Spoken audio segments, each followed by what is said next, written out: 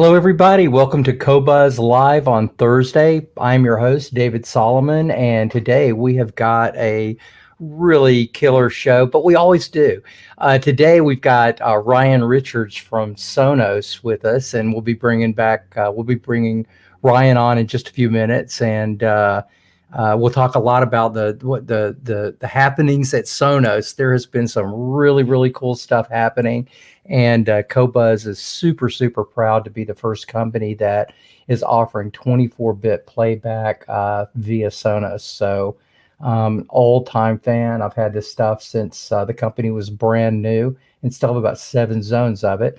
So I am particularly excited, and this stuff started coming out yesterday or so. I think it was yesterday, and the buzz that this is creating throughout the industry is absolutely remarkable. So really happy to have these guys on. I'll tell you a little bit about Qobuz before we get started with our guest.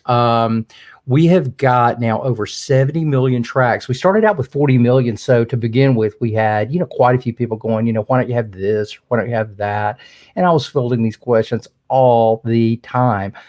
These days, I'm really happy to say, because I really don't have time to fill these questions, that I'm getting bloody few people call me up and go, well, why don't you have this? Or why don't you have that?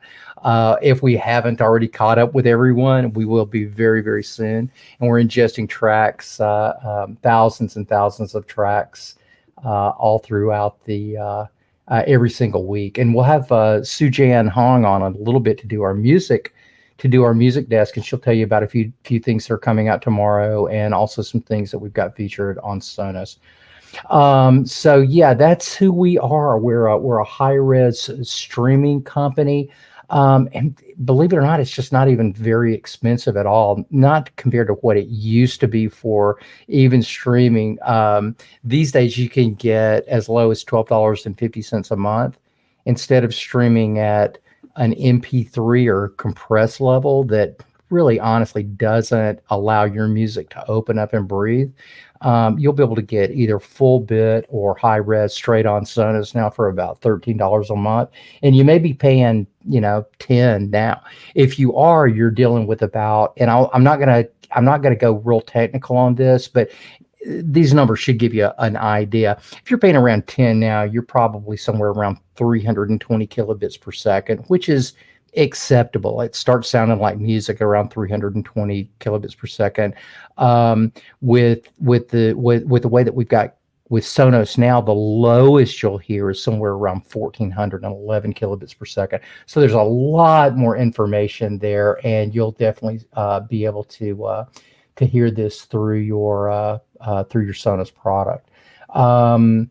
So at that's Qobuz. We've got a fantastic little download store. So if you're in the mode of downloading music, it's really cool. Because you can get the downloads so inexpensively. This one is one of Neil Young's most famous albums. You can buy that for $10.99. We really like this part of our website because it allows our listeners to help support the artists, and we absolutely love that. The artists get paid on scale when people buy off of the download store. Plus, Qobuz gives you fantastic discounts on that as well. So with that, I think that's going to be all I'm going to talk about Qobuz, because we'll be talking about things that are relevant and that matter via Sonos, because we really don't work well without each other. So it's like the perfect partnership that we could make. I've also made a playlist, and we're going to maintain this playlist from Qobuz just because it's a lot of fun. So we've got a playlist that Neetha will share in the comments. If you want to know just how good your Sonos system can sound, if you're one of these folks that bought this awesome gear, but you're playing MP3 through it, and you really want to see how good your music can sound, click on this playlist, and it'll give you a really good idea. If you're a listener, you'll immediately note that, oh my gosh, I can't believe the difference, because of the difference between a hard compressed MP3 file and even a 1644 file or CD quality is absolutely huge. If you're a listener, look, if you're a background music listener and you're vacuuming and doing all kinds of stuff with the kids while you're listening, and that's just the way you listen, then you may not even need or even be able to appreciate the extra resolution. But if you're a real music lover and you sit down and you actually listen to your music and you want it to sound the very best it can, the only way to really do that is through full bit or extended bit. And now, for the first time, Sonos has gone from 16 to 24 bit. I got to tell you, I am beside myself. I'm elated with what they've done, and I think it's going to mean great things for Sonos and their listeners. So, without any further ado, I'd like to introduce my guest from Sonos, Richard Ryan. How you doing, buddy? Hey, David. Thanks for having me. Thank you for being here. Yeah, Richard is the Sonos Global Marketing Manager. I can't even believe that he had time for us to do this show today, because if you know anything about Sonos, there is nobody that's got an extra minute in the day. But Ryan wanted to do this because I asked him, I said, okay, you took the bullet and you're the one that had to do the show. And what did you say to me?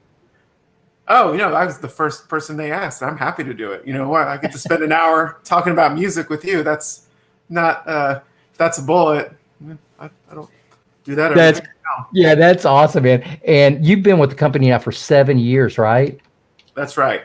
So you've probably seen maybe a change or two in the company, the way you guys operate, things that you guys have improved. Can you tell us a couple of your favorite things that you've seen the company improve with in 7 years?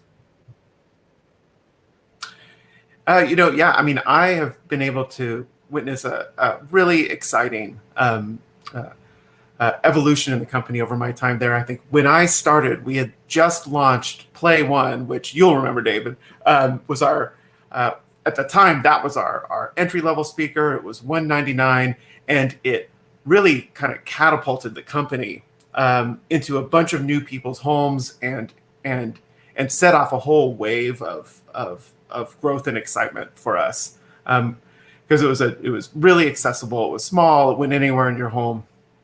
And today, to kind of cap that off even further, we recently just launched Roam, which is our first ultra portable Bluetooth, Wi-Fi, cross-compatible speaker.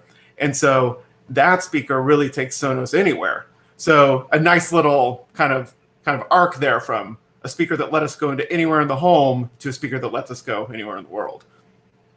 Yeah, so I'm a huge kayaker, and I've always got a speaker on me. I mean, most of the time, honestly, I'm listening to the water and the birds, but there is never a point in my trip that I'm not going to turn on probably an hour or two of music. It's usually when I'm like jamming up the river, right? And so I can't wait to get one of these things, because now when I bring this inside, the Sonos system sees it just like it sees another piece. That's right.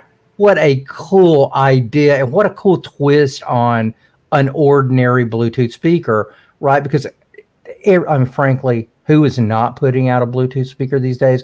But who's putting out a smart Bluetooth speaker? Yeah, I mean, that's we think that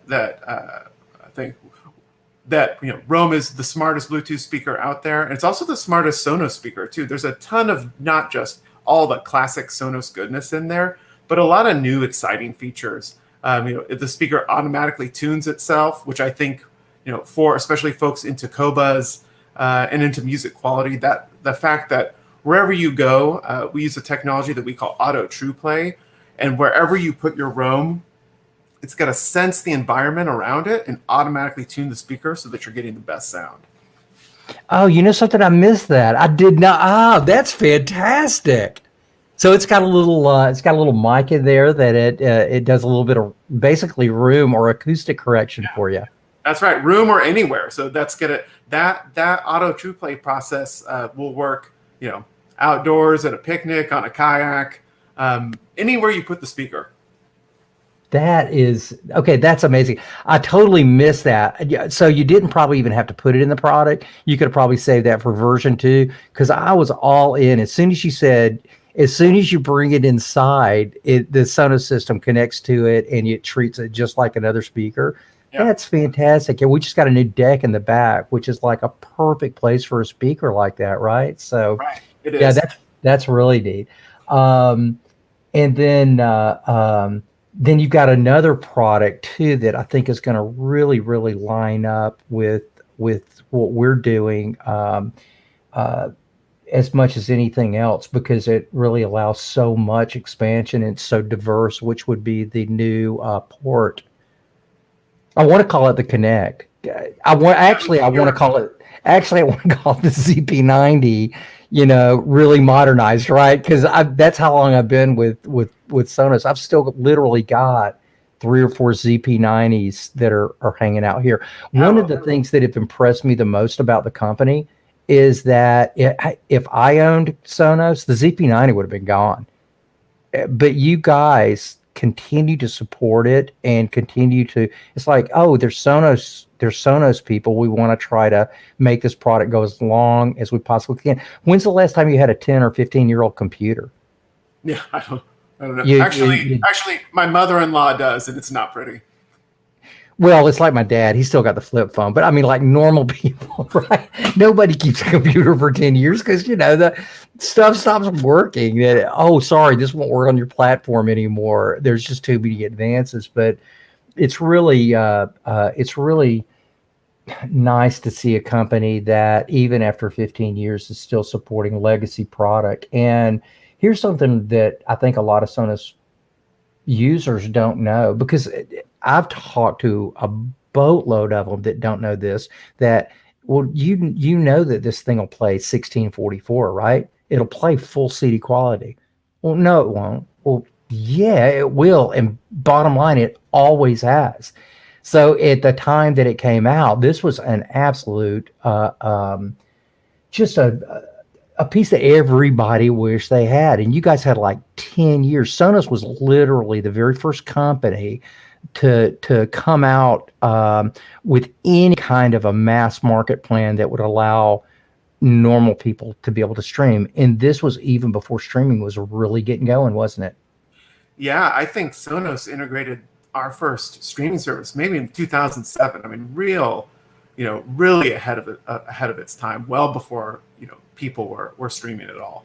So it's been something that's really like hardwired into the DNA of the company.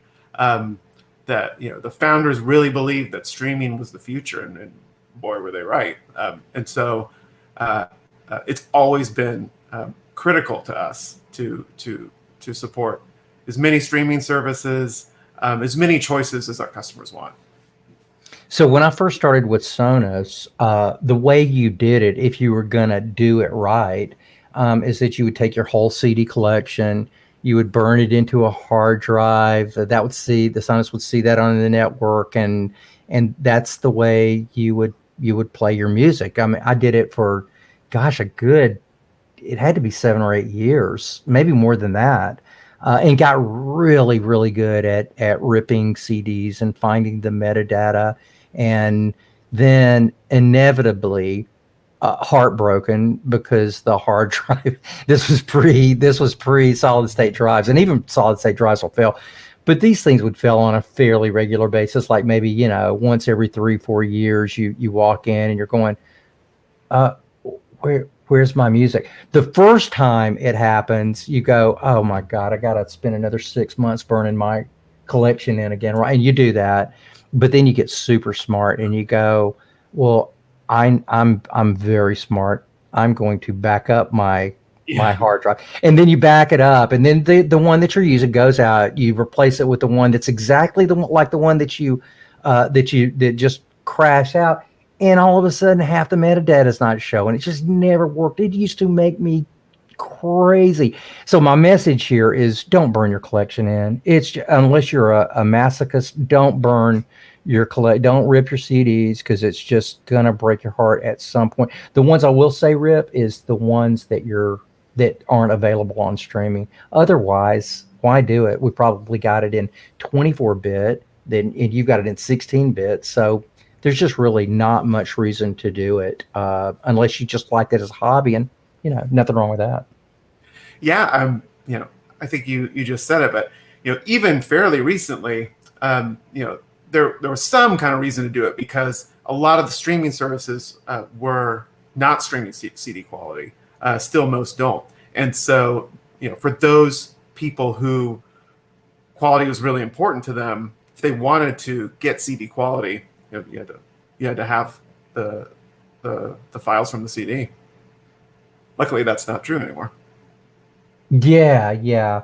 And we've got a great question from my buddy Bess from Bess is from Music Direct. They sell a ton of Sonos, and he wants us to clarify what high resolution is with Sonos. The playlist that I put up is all 2448. So right now, Sonos is maxing out at 2448 on their newer product, and which is a good bit better than 1644.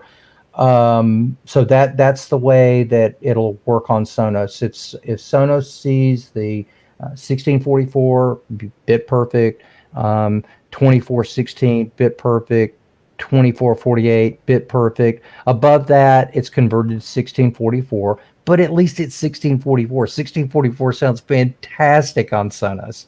So if that's your lowest common denominator, if that's your lowest place you're going to be, you're still in a very nice place. You're still in a place that's probably going to be a lot better sound than you ever thought Sonos could make. So good question. Good question. And really what I want to do right now is I want to pull up the, folks, just the reason that I'm hurrying a little faster than I normally do is because Ryan, like I said, he made time to do this for us. He's on the West Coast. He's got a hard stop at the top of the hour.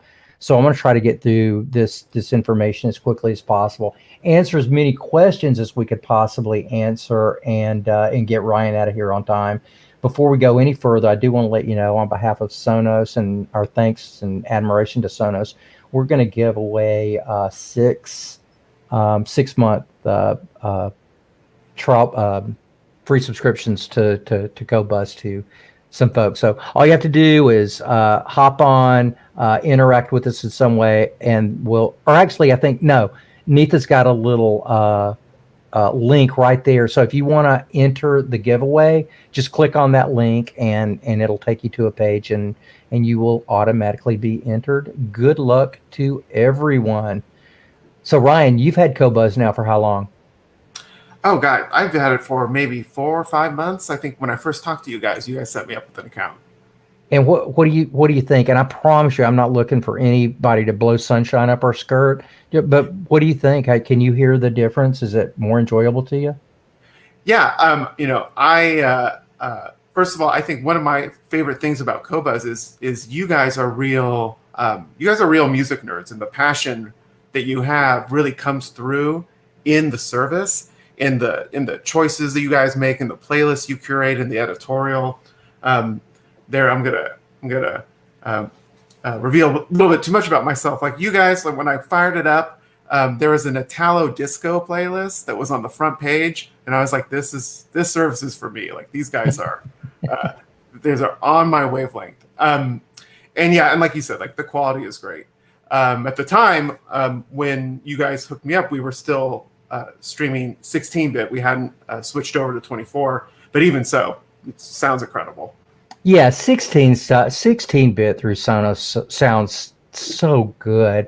So, Liz, you've got, even if you don't win the 6 month trial, we're giving, you can always get like a 30-day free trial. And I'll challenge you, hop on the 30-day free trial, throw on the Sonos playlist that we've got listed, or your favorite music, whatever you like. I pick these songs out because I know that it shows off what Sonos can do. But feel free to do your own thing. Try it out for 30 days. If you're able to go back, then that's, I will be blown away, but everyone needs to do what they need to do, right? We don't have a connect, and like Spotify does. So some people like just some of the features may be more at hand, but if you're a music lover and you really want to get the very most out of it, give us a whirl. I think you'll really like it. So let's get to some of these. Let's get some of these questions and see what we've got here. Neitha, you're probably looking at these a good bit more than I am. So you pull these up, and one of the things I'm going to pull up right now is this little guy here. This is what I am super, super excited about. Sorry, I didn't mean to cover your face like that. So this is the new port, right? Yeah, that's the port. We released that about I guess about a year and a half ago now. But yeah, it is new. It is the great grandchild of your old ZP90. It's smaller. It's more compact. Some people I was about to go really nerdy. It has a few new features on it. Of course, it supports Qobuz 24-bit now. It has on the back there. Can you show the back? These kind of products, it's really all the meat and potatoes is on the back. Yeah, so it has analog RCA in and out for connecting all of your legacy hi-fi stereo equipment. Also, let's talk about that for just a second, because this is a really cool little feature. This input here, you can actually, if you're a analog guy, if you like vinyl, you could actually plug your turntable into here, and Sonos will actually stream that to any room that's also got Sonos in it, right? That's right. I have a setup exactly like that in the house right behind me. Yeah, so you can connect any analog audio source. Like a lot of people use this for a turntable. You can put a record on.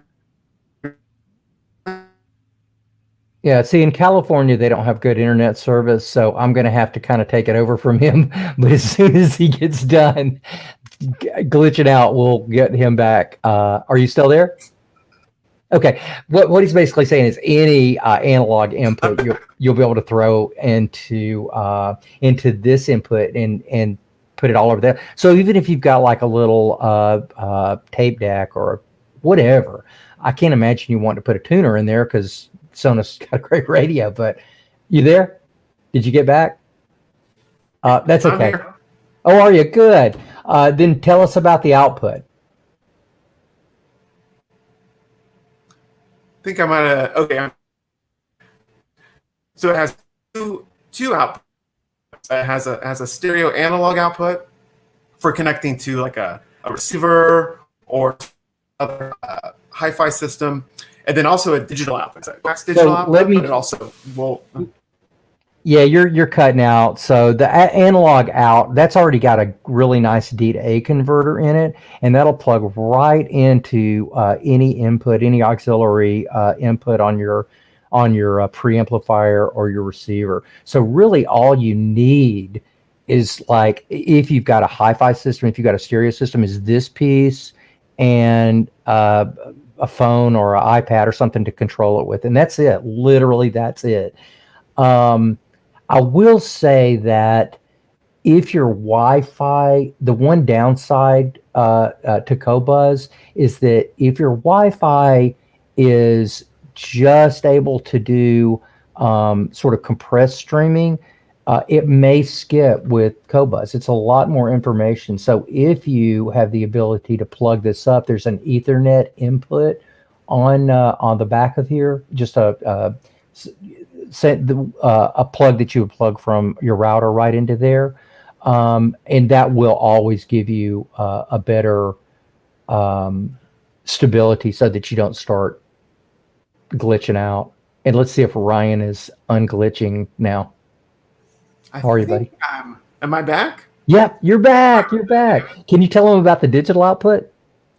Yeah, sure. So that is a coax digital output.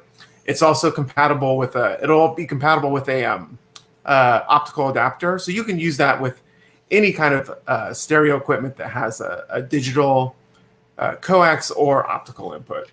And that's where's the optical, Ryan? Is that like buried in the digital? Is that buried? There's standard adapters you can buy that'll adapt. Spit it to optical. Okay, or coax to optical. That's right. Oh, gotcha. Okay, sorry, I didn't mean to interrupt. I just wanted to. No, you didn't. So yeah, so that's the port. That's what you would hook up if you've already got a system. And let's say you just wanted to start off with like a Sonos speaker. This is a really cool little speaker, and as Ryan mentioned, I was very familiar with the Play One, and now they've moved on. Sorry, Boom. I couldn't help myself. Tell us a little bit about the Move. Yeah, so this is the Move. This is our was our first speaker to include Bluetooth and a battery. And with Move, what we really wanted to do was create something that our customers had asked for a long time, which is, hey, I love my Sonos, but I want to find an easy way. How do I get sound in my backyard? How do I get it to my patio? And so Move is the really like the ultimate backyard barbecue boom box. Connects to your Wi-Fi, works with all the other Sonos speakers, but it's really easy to pick it up. It actually has an integrated handle on the back, and take it around anywhere in your home or actually anywhere as well, because it does have Bluetooth. Very cool. I had asked you a little earlier, and maybe it was a little premature. So now that we've got all of this stuff on the table, and we're not even talking about all the products. I mean, their subwoofers are unbelievably awesome, and maybe one of the coolest designs I've ever seen for a subwoofer. Their sound bars, same way. You throw a sound bar and one of the subwoofers on your video system, and it's just like mind-boggling. You're going, how do they get that much sound out of this little tiny stuff? A lot of you guys already have this, so you know. But really, the first time you saw it, you're probably going, "Oh my God, how did they do that?" I know I did. So now that we've kind of got some other products and stuff, let's kind of go back just a little bit and go. So, what's been some of the coolest advancements you've seen in your company since you've been there? Because I don't think we ever did really finish that. Oh, I mean, there's been so many. I don't. Gosh, I mean, let's.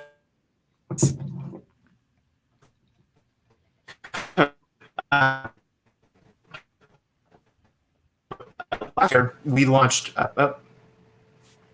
Yeah, you're hanging up. That's okay. Hey, listen, we'll get to this in just a few minutes because you and I are going to go off screen for a little while anyway, and we've got Sujan Hong, our music merchandiser, ready to hop on and tell us a little bit about some of the music that's coming up, and so maybe that'll give us a little time to work on this, and we won't be so jerky. Ryan already warned me that where they live, it's like in the afternoon. I guess everybody starts to play Fortnite, and it may get a little quirky. So we'll keep our fingers crossed. Everybody keep your fingers crossed for Ryan that this thing is back, because this is a fascinating guy we've got on, and we want to hear everything that he's got to say. So Ryan, I'm going to take you off for just a second and bring Sujan on.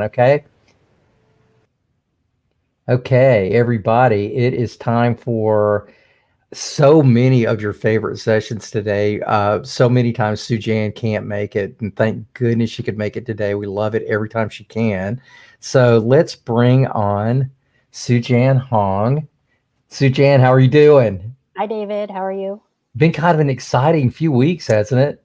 Yeah, I mean, in 2.5 years that I've been here, it's, there have been a lot of exciting things, but the past couple of weeks have been, even above and beyond that. So Yeah, good, yeah. good I mean, times here at Qobuz, as always. well, it is, but sometimes that can have an adverse effect on your home life, right? It's like I was just running downstairs and I was telling Chris, yeah, I've got a live stream, but she needed to tell me something, the wives will say to you that sometimes that we don't hear. And I'm going, I married you for your looks, but just not the ones you've been giving me lately. I've got to go. Well, I don't have a wife who tells me stuff like that, but I did, before joining you, have to restart my router, which is a tip that you, taught all of us to do. But had to make sure that, the kiddos were not in a bad stopping place on Roblox, which is, what is occupying my household. Right. So I'm going to go away and let you do your thing. Thanks again for being here, Sujan. You got it. Hey everyone, I am here with a couple of album picks for this week, the week of March 26th. And starting off, we have our album of the week, which is Floating Points and Pharoah Sanders and the London Symphony Orchestra with Promises. So this is a composition broken out into 9 movements written by Sam Shepard. He is a British electronic musician, DJ, producer, artist who performs under the name Floating Points. He also happens to have a PhD in neuroscience, which honestly makes me think that this record is a giant brain experiment of some sorts, but of which I am a very willing participant. So here he teams up with the legendary tenor saxophonist Pharoah Sanders, now 80 years old, who began playing with, Albert Ayler and John Coltrane back in the 1960s. Sanders even named his daughter Naima, and also the strings of the London Symphony Orchestra conducted by Sally Herbert. So this album is, cinematic and gorgeous. It's led by a repeating series of harpsichord notes that is at once dreamy, but also maybe a little mysterious in a possibly unsettling way. Shepard plays a variety of keys and synthesizers, including the aforementioned harpsichord, Fender Rhodes, Hammond B3, and ARP 2600. And, his instrumentation it's either holding up or being held up by Sanders blowing. It's up for you to decide, which is to say, to quote maybe Willy Wonka, there's no earthly way of knowing which direction we are going. This is a beautiful record for you to check out. It's out on the Walkabout tomorrow, the great eclectic label started by David Byrne from Talking Heads. Next up, we have Ji-Hae Lee Orchestra, Daring Mind. Ji-Hae Lee is a jazz composer and band leader based in New York, but she's originally from South Korea. She started off as an indie pop singer, but then discovered her love of large ensemble jazz while studying at the Berklee College of Music in Boston. So is this typical big band music? Sometimes, Unshakable Mind, one of the tracks, is a nearly 10-minute piece that starts off pretty tame and quiet. It twists its way through big band territory and leads to a pretty crazy skronking solo from altoist Ben Kono. Later in the album, there's the bluesy and lyrical Why Is That, which features solos from trumpeter Sean Jones and alto saxophonist Rob Wilkerson. Pulling it all together is this real humanistic quality to the album, which Lee says is reflective of her experience living in New York. This is the follow-up to her debut from 2017. And I imagine piecing together a large group of musicians during a pandemic only added to the long gap. But the result is an album that seems perfectly timed for the current state of the world. This is out on the indie Motema. And then, so I don't know if David mentioned this yet in so far on this live stream, but he has put together a great playlist specifically for Sonos users. It is called, I think it's called Sonos in High Res. Correct me if I'm wrong. And I wanted to, there's a great selection of tunes on this, and I wanted to call out a couple of the songs and really albums that they're from that David added. The first is Fiona Apple's Fetch the Bolt Cutters. David added the track Cosmonauts. So this was Fiona Apple's first release since 2012, which she had begun recording over a 5-year period from 2015 to 2020. It really could not have been more perfectly timed. It seemed to pop out of nowhere last April, where in New York, at least, it was a pretty grim period. As a city, we were struggling with an untenable amount of loss and fear and anger due to the COVID-19 pandemic. So Qobuz contributor Shelley Ridenour described Apple's 5th release as an album seemingly on the verge of collapse. And yeah, throughout you can hear and feel the bending, but it never breaks. It really felt so prescient.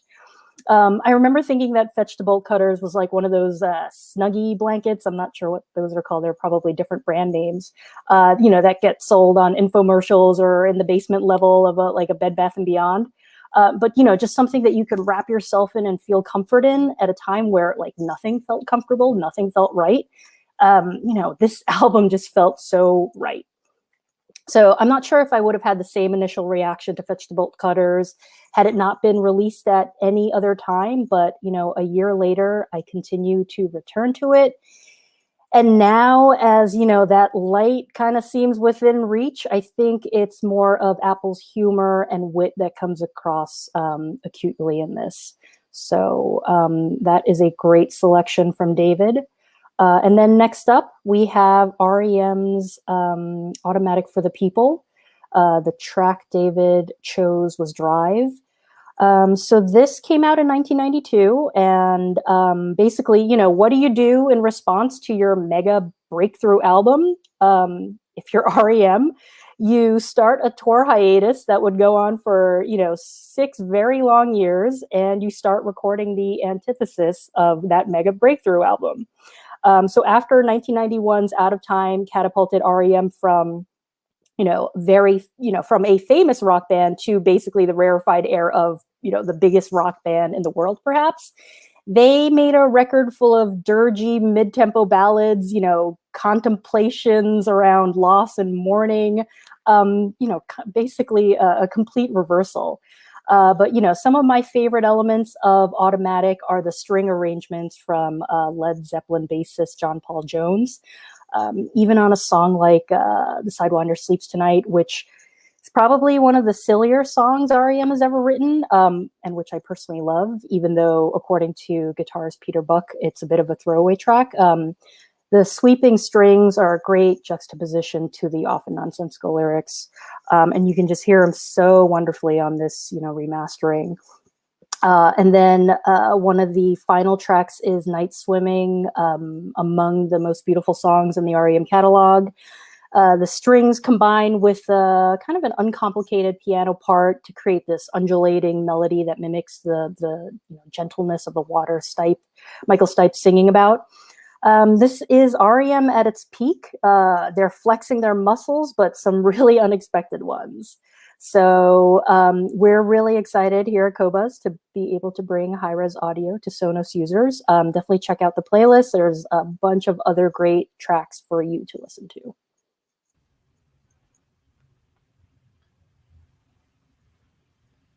Thank you so much, everybody. This is Sujan, and in case you don't know, Sujan is the person responsible for putting together the playlist. So many of the articles that are on Qobuz. I'm so thankful to have someone in this position that's not a spreadsheet person that just takes this information out and puts it down. Sujan is a real music lover. I think you can really tell that with a total encyclopedic knowledge of music in general.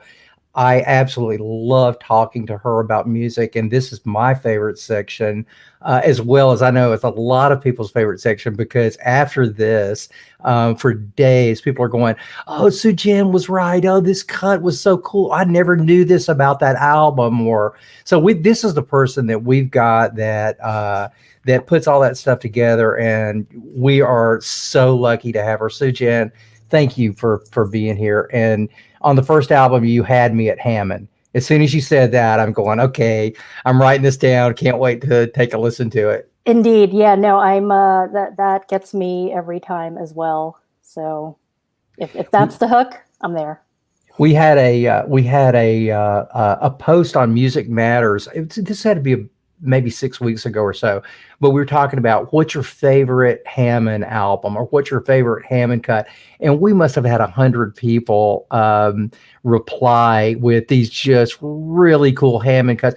So I had been like on a Hammond rabbit hole for a good 6 weeks, and I've uncovered some music that just totally blows me away. So thanks for that, Sujan, and thank you for making the time to be with us today. Yeah, no problem. Always a pleasure, David. So we'll I guess we've got a meeting after this anyway, so I'll talk to you in a little bit. See ya. Bye-bye. All right, that was Sujan Hong, and now we are going to bring back our guest, Ryan. I'm calling you by your last name. It's like we're in the Army now. Yo, Richards, what's up? You know, it happens all the time. That's what happens when you have a first name and a last name that's a first name. It's really, don't do that to your Well, kids. if I say that, I feel like saying like right after that, drop down and give me 20 or something like that. Let's Got a really good. Yeah, a lot of good I'm sorry. questions. We have a lot of good questions coming in. Should we knock a few out? Hey, listen, if there's any that you just see that look interesting to you because you don't really have control of that, just go, hey guys, pull up the one from Giles McCoy or whatever. This was one that caught my eye while Sujan was talking. Hi Dave, love the programs. I have 7 Play 1s. Wow, big fan. 3 Play 3s, 2 Connects, and 1 Sonos amp. Will I be able to take advantage of the high res on these products? I don't think so. I'll take that one. Yeah. Yeah. So great. I think it probably would help. If after this, there's a lot of question about compatibility in here, and I think it might help.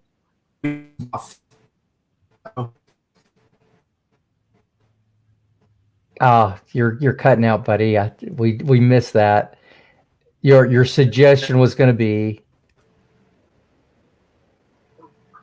Oh, my suggestion was after we answer this question, maybe I should just rattle off all the Sonos products that Qobuz Hi-Res is working with. Sounds good. If we can get it out, and if not, that is information that is available on Sonos.com. I was just looking at it last night. So if we happen to cut out, I won't try to rename these, but make sure you go to Sonos.com and check out the products that this is compatible with. So let's keep our fingers crossed. Go. Oh wait, am I still there? Yeah. Okay. So first of all, for this question, Qobuz Hi-Res will work with the Sonos amp, but Play 1s and Play 3s and Connects, those are older products that don't have processing power you don't quite have the horsepower for Hi-Res. So those will, of course, support 1644.1 just fine, but the Sonos amp will support Hi-Res. And like I say, if 1644.1 it sounds really, really good on Sonos, especially if you've been playing some of the lesser services. It's quite a nice step up. So yeah, and look at Sonos.com and see if you've got any questions or you didn't quite catch that. Let's see what we got next. Let's see. Oh, the website for the drawing. Neetha, you can pull that up. I think you already did after this question anyway, but we are giving away 6 6-month subscriptions to Sonos users after the show. It will most likely announce these tomorrow, and we'll announce these on Qobuz, all of Qobuz Social, plus Streaming Music Matters, and then we'll pass this on to Sonos as well. So got that. Let's see. This is a really good one that you could probably take, Ryan. Yeah. So one of the things we upgraded with the port from the Connect was actually the DAC, the converters on there, both the DAC and the ADCs. So the converters on the port are quite good. And of course, also the benefit of having that digital out is that if you've got some super fancy digital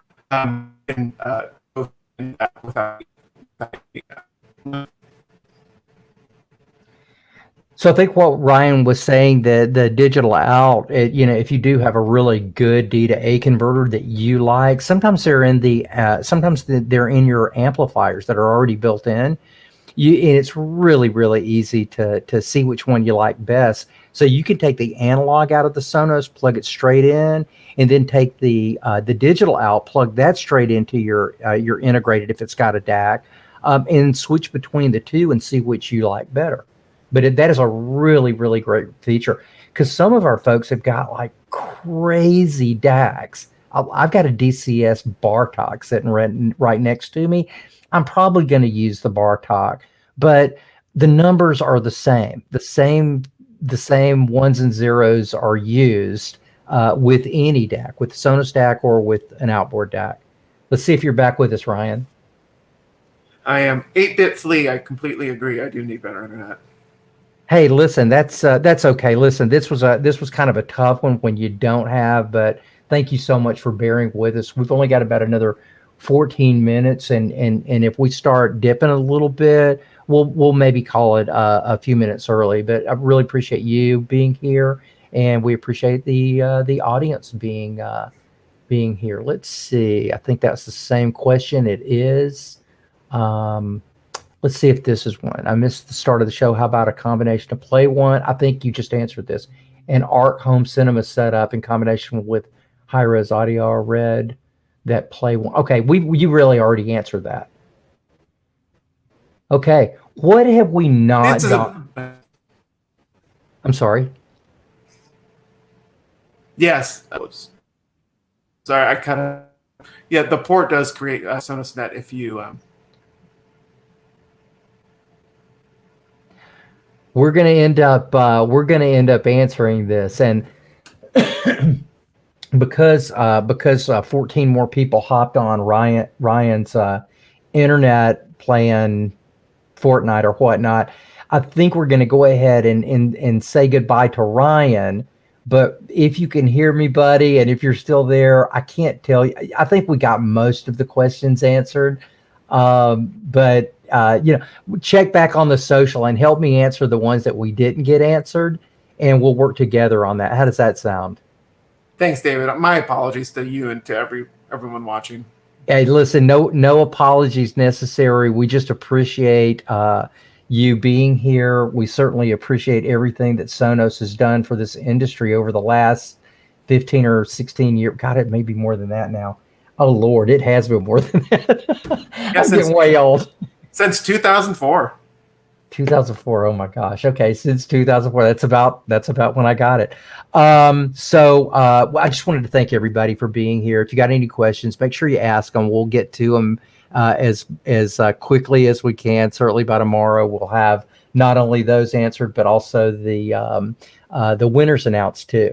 So everyone, thank you so much for joining us, and we'll see you next week when we're going to have another exciting show. I'm not going to tell you who it is right now, but when you find out, you'll think this is probably going to be the biggest show that we've ever had, and for good reason. So thanks very much, Ryan. Thank you, buddy.